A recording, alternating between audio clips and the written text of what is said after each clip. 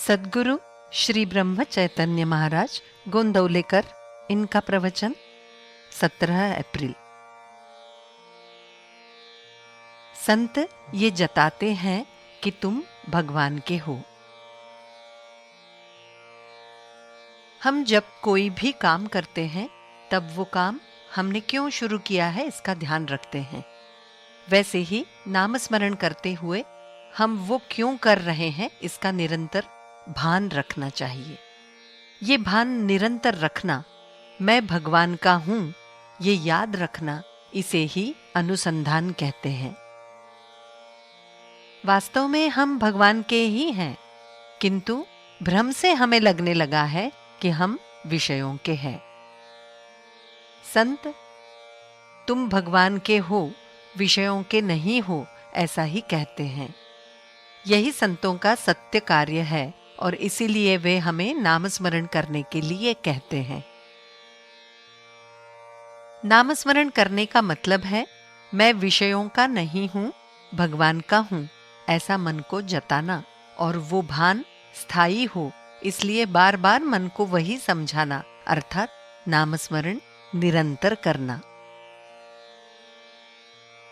तुम कहते हो मैं राम का दर्शन चाहता हूं, किंतु राम को तुम कैसे पहचान पाओगे? राम के दर्शन के लिए हमें राम के और हमारे भीतर का फासला कम करना चाहिए। राम को निश्चित रूप से पहचानना चाहिए।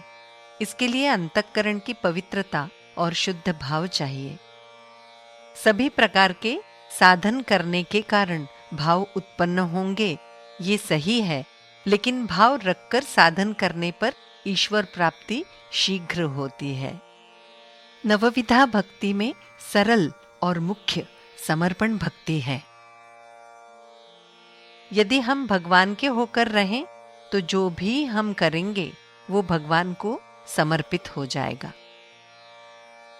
हर किसी को अपना हित पहचान कर बर्ताव करना चाहिए।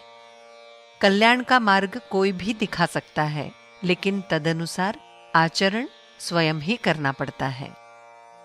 बंधन के लिए सच्चा कारण परिस्थिति नहीं है, अपितु अपने मन की रचना ही है। किसी भी परिस्थिति में, किसी भी समय, किसी भी अवस्था में करना संभव केवल नामस्मरण ही है। जैसी परिस्थिति है उसमें संतोष मानकर रहना ही ईश्वर की पूर्ण कृपा है।